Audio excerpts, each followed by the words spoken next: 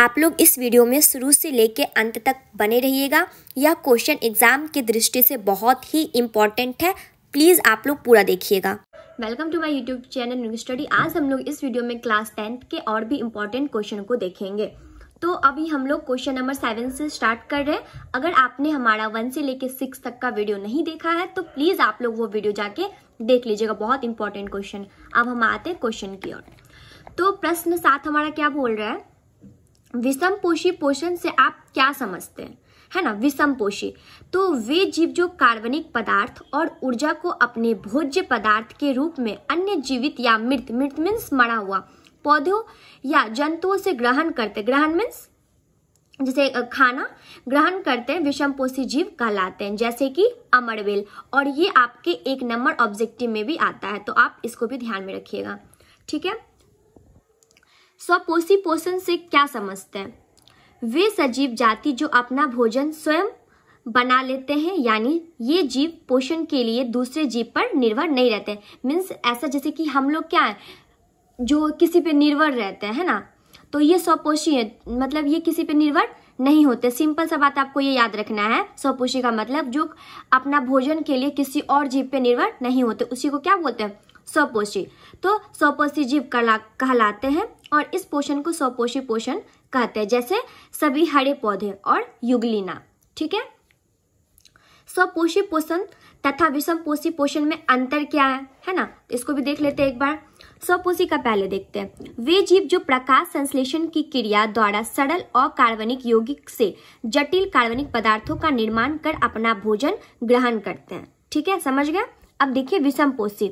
विषमपोषी क्या है, वे जीव जो कार्बनिक पदार्थ और ऊर्जा को अपने भोज्य पदार्थ के रूप में अन्य जीवित या मृत पौधों या जंतुओं से ग्रहण करते हैं। समझ गए स्वपोषी और विषमपोषी में अंतर आप लोग, ठीक है। अब आइए प्रश्न 10, पाचक एंजाइमों का क्या है, पाचक एंजाइमों का कार्य, यहाँ पे पाचक एंजाइमों का कार्य, यहाँ पे होगा का कार्य क्या है।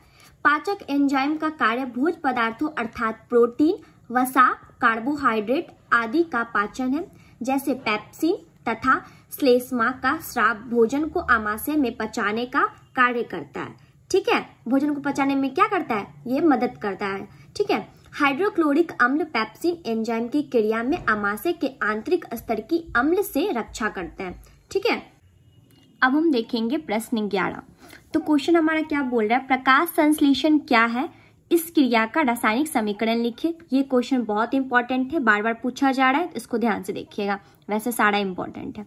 स्वपोषी पादपों में अपना भोजन खुद बनाने की प्रक्रिया प्रकाश संश्लेषण कहलाती है। स्वपोषी पादप जो होता है वो अपना भोजन स्वयं बनाती है, ठीक है, इसीलिए इसको क्या कहा गया है, प्रकाश संश्लेषण, जिसमें हरे पौधों की पत्तियों में उपस्थित क्लोरोफिल सूर्य प्रकाश की ऊर्जा को शोषित कर सरल अकार्बनिक, ठीक है, का पादप कोशिकाओं में कार्बनिक अणु ग्लूकोज में स्थिरीकरण किया जाता है।